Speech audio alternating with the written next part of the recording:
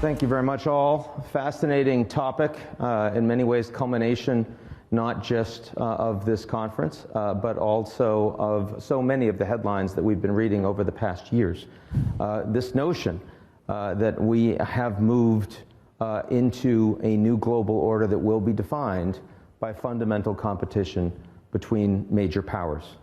How that competition evolves, how we define those powers, how we choose to engage together or not in responding to global challenges, that's what we're going to talk about over the next 30+ minutes. I want to start off with Tony and ask, when you look at the mood music of the United States and China, at least over the course of the last few weeks, we've seen at least a pullback from the idea of a new Cold War. Do you think anything fundamental has changed or is changing between the United States and China? I think the fundamental answer is fundamentally no. But I do think what the West is trying to search for is the right relationship with China, which, as you say, will be the defining relationship, certainly of this part of the 21st century, in circumstances where people acknowledge that China is a power, has a rightful place as a power. They understand that, for example, on issues like climate change, there isn't a solution without the engagement of China. But at the same time, there is anxiety about China as a threat. And therefore, I would characterize what I think the West is searching for, and I don't think this is defined very clearly yet, but I would characterize it as one that will come eventually to maximum engagement, but with superior strength. In other words, that people will understand that you have to engage with China, whether it's on climate or pandemics or the stability of the global economy, but at the same time, recognizing that China has taken a different path in the last few years, has become more internally repressive, more externally aggressive. I think the West will want to retain superiority militarily, in technology, and on the economy. And my guess is that ultimately, although many people might disagree with this, Europe, and for these purposes I include the United Kingdom, Europe will want to be ultimately in systemic terms with the US. So, Madam Secretary, I just heard from Tony, maximum engagement, but with superior strength. When you think about this from the American perspective, looking at what the Biden administration is doing right now, do you think that's where we're heading, and do you think that's the right way to define it? Well, I think that is a big part of what the Biden administration is attempting to lay out. We've seen that in recent months with the move to bring together the Quad and try to create, a very visible alliance of democratic nations in the region to be part of an overall effort to make clear to China that, of course, we have to cooperate. We should cooperate on a range of issues, but we also cannot permit the kind of aggressive military buildup, the kind of efforts to dominate maritime navigation, the intimidation of nations in the larger Asia-Pacific region. And we also have seen a very serious and important defense move by the United States, the UK, and Australia to buttress Australia as a strong partner in a superior military presence. So the Biden administration, at least from the public efforts that have been going on, is trying to strike that balance that we heard President Biden express in his recent virtual summit with President Xi Jinping. I think that a lot of what will happen in the region depends upon how other nations perceive the competition. And that is not only within Asia, but also further afield in Europe, in Africa, even Latin America.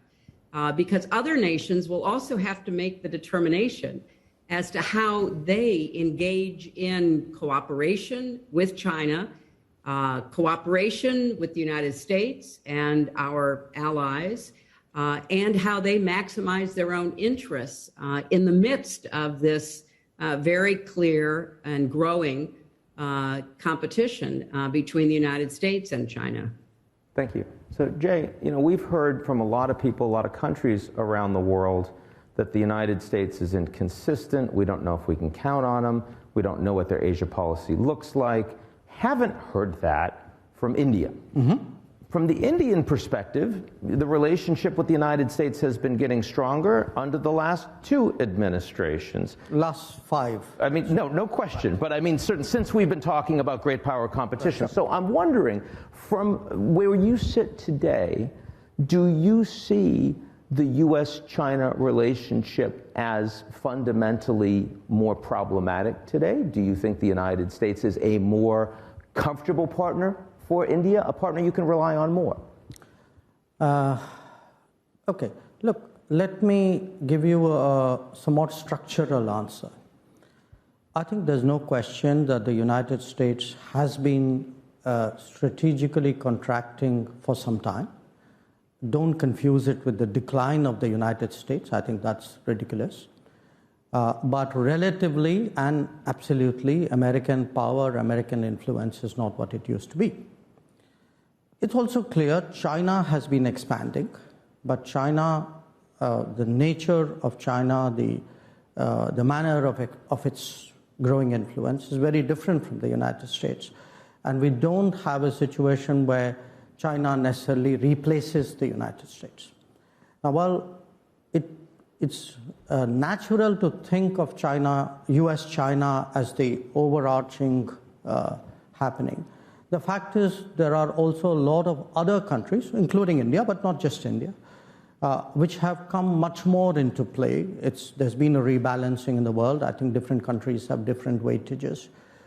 So in a sense, the landscape has changed. It's become more volatile. The players have multiplied. We tend to find much more localized fixes. Secretary Clinton referred to the Quad. It's a good example of some countries coming together on a certain set of concerns or issues or interests. So the long answer to your question is the United States is a much, I've been dealing with the United States close to 40 years now, maybe more.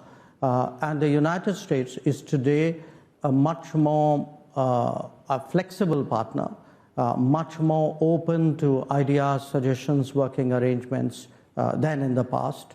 I think this reflects a very different kind of world we are moving into. A world, in a sense, you could say, the real transitions after 1992 are now occurring. And we are heading for a fairly long period of uncertainty, volatility, but creativity. So for my business, it's very challenging. Now, Madam Secretary, I noticed in your comments about what the United States is doing in this part of the world, you talked about the Quad, you talked about AUKUS, those are obvious successes for the U.S. You didn't talk a lot about trade policy, in part because we don't have a lot of trade policy in this part of the world. And when I think about CPTPP, I think about RCEP, the 2 largest multilateral trade agreements in the world, and the United States is not part of either of them.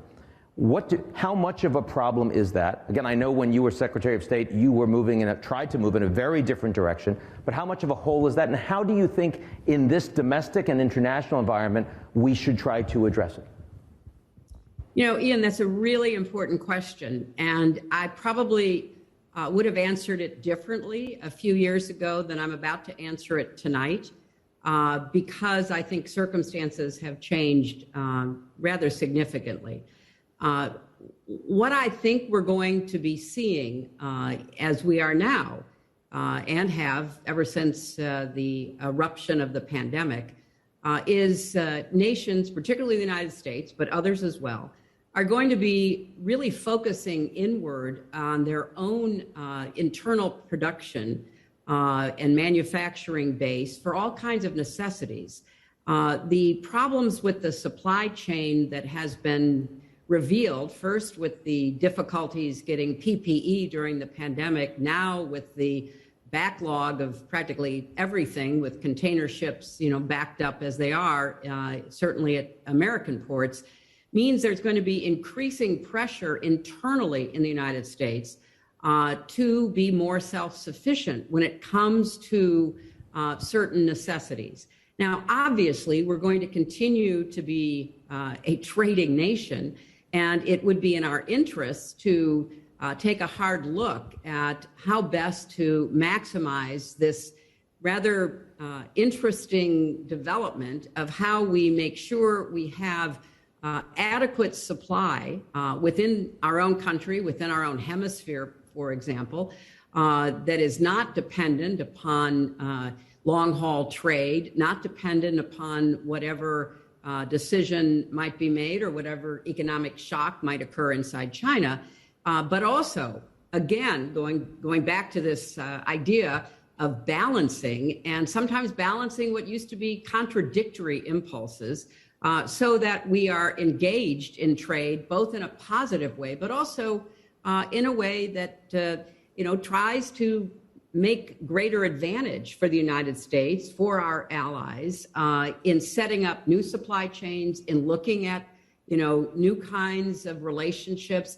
I'm not sure that even some of the multilateral agreements that we're not in, that were negotiated 10 years ago and longer, are going to be adequate for how countries such as ours and others are seeing the economic challenges that we face. So trade, yes, but trade how defined? Trade combined with more internal changes in our own economies, looking carefully at what's happening inside China, both some of the consequences of overheating or overextension, plus some of the decisions made by the government and the party there to really clamp down on certain manufacturers, to begin to be much more difficult with American companies. We're going to have to take a hard look at what are the new facts now in the global economy and how best we can manage those for our own benefit and the benefit of our friends and allies. So let's stipulate that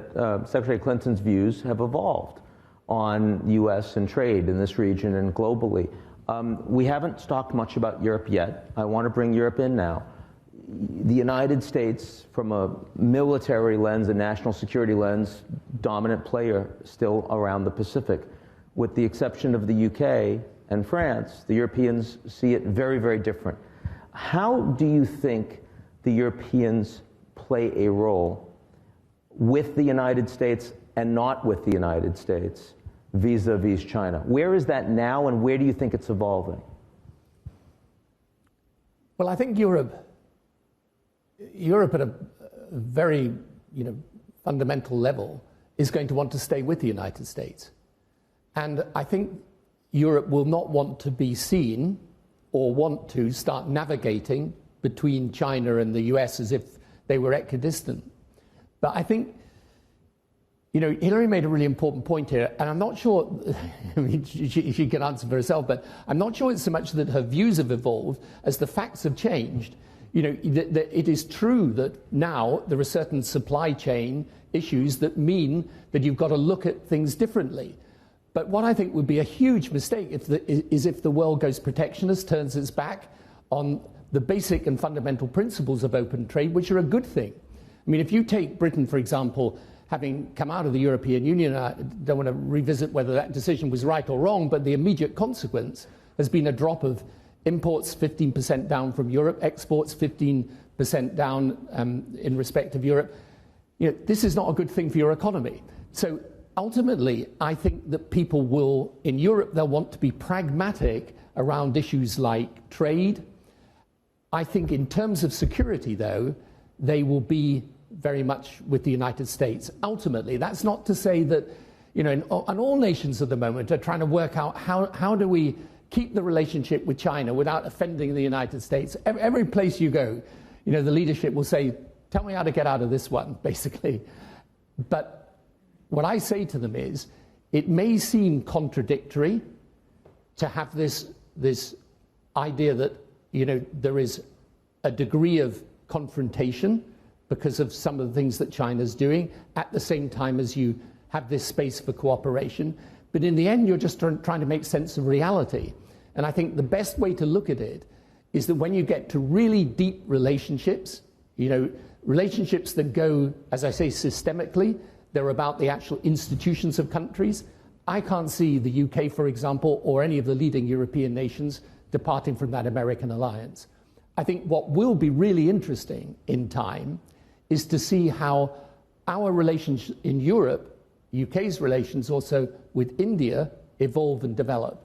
And I think one of the interesting things, and maybe this is not accurate to put it in this way, but and Jay will tell us if it's not, but I think India's policy has also evolved over these last years, because, you know, when you get to the middle of this century, you will have America and China as two big giants, but you'll probably have a third giant that is India. Well, Jay's going to tell you that the facts have evolved in terms of China, and I'm going to get to that in 1 second. But since you raised the question of what we need to do in terms of business, we don't want to go protectionist, I want to ask you, Hillary, one very quick question, which is, given that we're discussing right now in the United States whether or not, I mean, inflation is very high, do you think it's a good idea or not for the U.S. and China, if they could mutually agree to remove the tariffs that were added under the Trump administration? Well, I think, Ian, that there should be an effort to reconsider all of the tariffs. You know, some of them have hurt us and maybe hurt us for, you know, for the foreseeable future, particularly in agricultural goods. Some of them, you know, are more technical, and whether or not you would take it all off or you would modify them. But I know that that's going on. I know that there is an ongoing process as we speak to try to figure out what would be the best approach with respect to the tariffs. And I would predict that there will be some changes, but they will not all disappear because some of them in this new reality we're living in may well be continued. Market positive indicator from Madam Secretary. Just want to make sure everyone heard that. So, Jay, you heard from Tony. One of the countries in the world that, in a sense, has shifted most dramatically in the last few years has been where Delhi is, and a lot of that is a response to China. I'm kind of interested, do you think that the Chinese government is aware of how, frankly, badly they've mishandled their bilateral relationship with a country which has historically been non-aligned and is now a part of the Quad and is increasingly finding China and its national security orientation objectionable? Well, I don't agree with the way you framed the question. Change it. Feel free. But I don't think the Chinese have any doubt on where we stand on our relationship and what's not gone right with it. I've been meeting my counterpart Wang Yi a number of times. As you would have experienced, Ian, I speak fairly clearly, reasonably understandably. There's no lack of clarity. So if they want to hear it, I'm sure they would have heard it. But the issue of where is India positioned, look, yes, some of it is about China because they are our neighbor and we're going through a particularly bad patch in our relationship because they've taken a set of actions in violation of agreements for which they still don't have a credible explanation. And that appears to indicate some rethink about where they want to take our relationship, but that's for them to answer. But it's not just about China, because if we come back to your first question and you know what Secretary Clinton and Tony were speaking about, the world is changing. The world is changing. It's certainly not unipolar.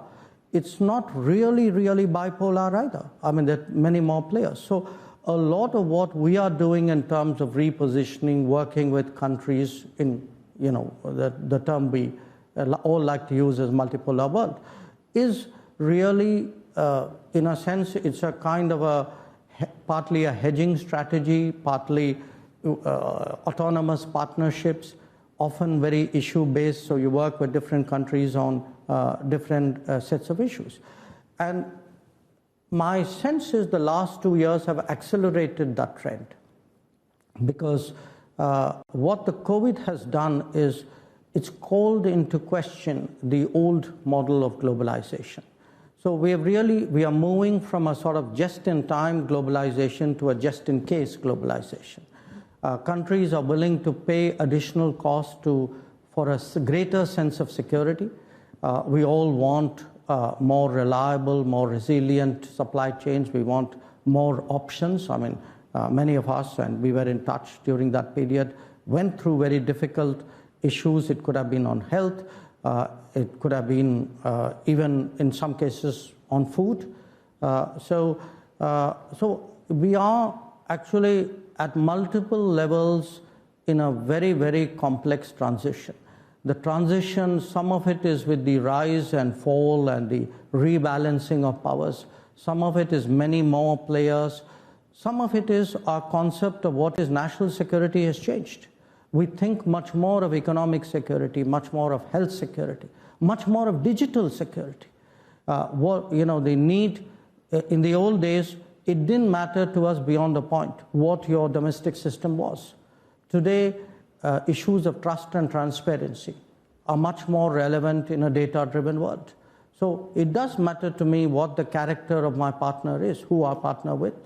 So these are all new factors which I would suggest is really taking the world in a very, very different direction. And obviously, India would like to sort of stay on top of its game and see how its interests are best served. And those interests today are definitely served with a much closer relationship with the United States, with a much stronger relationship with Europe and the UK, with a very, I would say, a re-energizing of our relationship with the ASEAN, especially Singapore.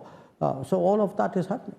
Do you think, Tony, I mean, you've talked about this a lot historically, that there is a fundamentally ideological dimension to the emergence of a new, increasingly polar global order? Yeah, but it's the difference in the end when you're trying to work out what your foreign policy should be. And sometimes it's really helpful in politics not to think as a politician, but just as a person, right? When I look at the system under which we live in the UK, I can see all sorts of faults with it, but there are certain freedoms that come with that system that I like, right? And that's what I want to live under. Okay. Now, I can look at the Chinese system and I can really admire the extraordinary economic progress, the ability to build the country, to lift hundreds of millions of people out of poverty. But I'm in no doubt, ultimately, as a person, fundamentally, I want to live under our system and not their system. And that, in the end, is what unites us with a country like India, because India is, as we know, the world's largest democracy. So these are important values that ultimately bind people together. Now, that's not to say that you don't pay attention to your interests. Of course you do. And that's why I'm saying you're going to have a pragmatic engagement with China. But the great hope that many of us had when I was in office, certainly, that as China evolved economically, it would evolve politically, and not to a Western democracy, but would evolve in the sense of greater openness, that the Communist Party in China would see its future somewhat differently. You've got to be very honest about that. In the last years, that's changed. The Communist Party's retightened its grip completely, and there's a more nationalist rhetoric and action that comes out of the Chinese leadership. So this is why I think it's, one of the things that people, and I think this is really important for America, is that America's got to still be really confident about its own values and system, despite all the problems. And I know America's got huge political challenges, and it's been a very divided politics.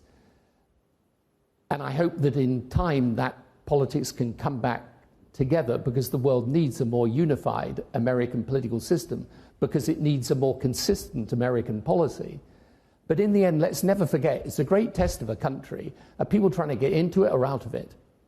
You know, I always say if you want to analyze how your country is doing, the problem for Britain is immigration. The problem for America is immigration. That's because people want to get into it. They don't want to get into it just for a better life in terms of prosperity, because there's something about freedom, liberty, rule of law that people admire and they like.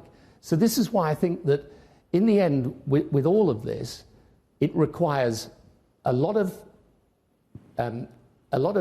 I think, sensitivity and intelligence and wisdom in the statecraft.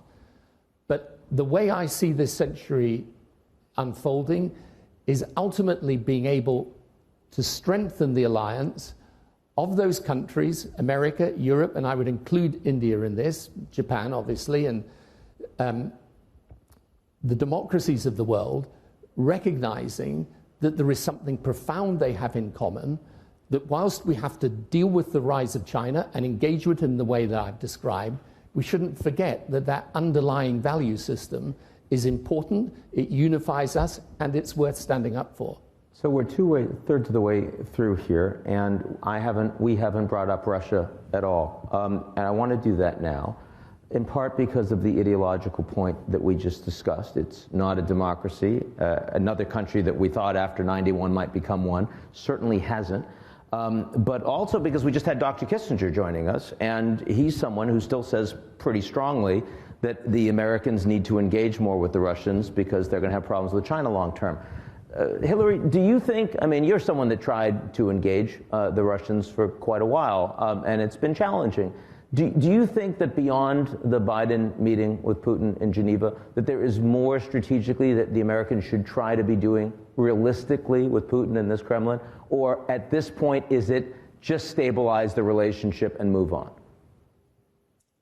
Well, I think, you know, part of statecraft is continuing to look for ways to engage. And I certainly have seen and expect to see that coming from the Biden administration.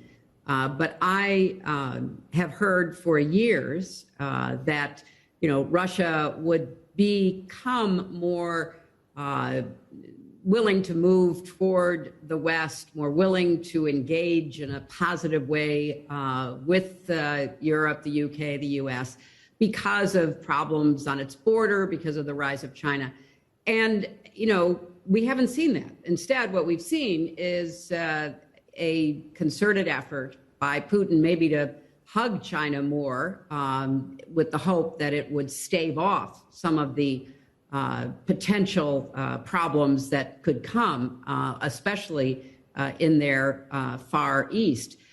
But Russia raises a different set of questions that I think we have got to start paying greater attention with. Part of the way that Putin has exercised power is through networks of non-state actors. He has a very large mercenary force that has been operating everywhere from Syria to the Central African Republic. He has a very large stable of hackers and those who deal in disinformation and cyber warfare, both in and outside of the government.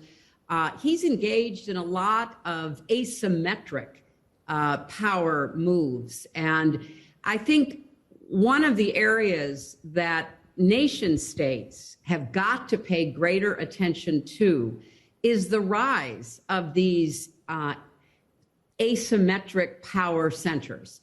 Some of them operate either with the approval or even in full cooperation with state actors, like you see with the Kremlin. Some of them are independent, but we're going to be facing increasing challenges. The way that technology has developed, the incredible use of disinformation in the political sphere and the economic sphere is only going to get worse. The rise of artificial intelligence is going to threaten nation states, going to threaten multinational corporations.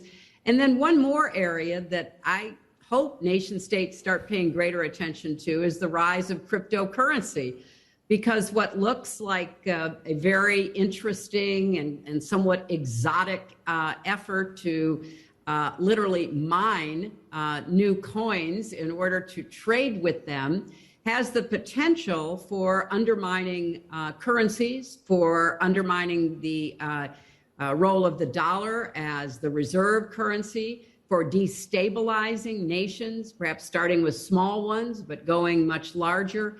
So when we think about this new environment in which we find ourselves that we've been discussing for the last some minutes, we can't just think about nation states. And Putin is a great example of that because with his oligarchic coterie, he has utilized many non-state actors to pursue personal as well as nationalistic goals. And I think that's going to become a greater and greater threat. And it appears as though China is going to prevent outside technology payment systems like the cryptocurrency development from playing a big role inside China, because I think they've recognized, given their nationalism, perhaps earlier than other nations in the US, Europe, elsewhere, that this could be a direct threat to sovereignty. So while we're talking about making decisions and trying to be strategic and building alliances, there's a whole new layer of activity that could be extremely destabilizing, and in the wrong hands or in alliances with the wrong people could be direct threats to many of our nation states and certainly to the global currency markets. Look, I think the crypto through a geopolitical lens tells you so much about the different orientations towards the global order of the Chinese and the Russians. And there's a lot more of that when you talk about new technology spaces. Before we turn to Afghanistan and bring our next guest on, Jay, I wanted to ask you something. You probably didn't expect this question, but India raised an eyebrow. India has been both the epicenter of COVID cases and outbreak, and increasingly going to be the epicenter of vaccine production and export. I'm wondering, over the last 2 years, what have you learned new about the geopolitical order from India's experience in COVID and the pandemic? I think the biggest lesson from that would be that we should have done a better job building over many, many years, building our own capacities. And in a sense, under Prime Minister Modi, we have a program which basically translates into self-reliant India. At the time when COVID hit us, we had two companies which were assembling ventilators. We had there was no N95 mask producer. Again, we used to get those valves from outside and make it. There was very little medical equipment. So what has happened is, during that period, we have scaled up enormously. I mean, today when I look at what actually the health infrastructure which has grown up in response to COVID, I mean, we have literally set up thousands of COVID treatment centers which will outlast COVID, hopefully. So you had a transformation on the health sector, and we have shown by a combination of digital tools and greater production capacities that it is possible for a country which has a per capita income of less than $2,000 to actually reach out in a very, very massive way in public health. The second takeaway for us is the positive takeaway, which is if you see why has India become a major vaccine production center? Why is it that you have some vaccines, the same vaccine is being produced in multiple countries, but the Indian plants have a very high, very efficient result? I think the quality of HR, the skills out there, the practices, traditions, a lot of that has really been brought to bear on the COVID issue. It's grown, and if I look not just at vaccines, I look at the pharma world as a whole. I mean, there was a time when hydroxychloroquine was very much in demand, or paracetamol was in demand, and you actually had a sort of scaling up of 10x, even 15, 20x for different medicines. So it's been a test for us. Obviously, a lot of it was about our own survival, our own responses. But I think we've come out of it very strong enough to be much more relevant for global public health needs. It's interesting, one of the initiatives under the Quad is to sort of jointly produce and distribute a Quad vaccine.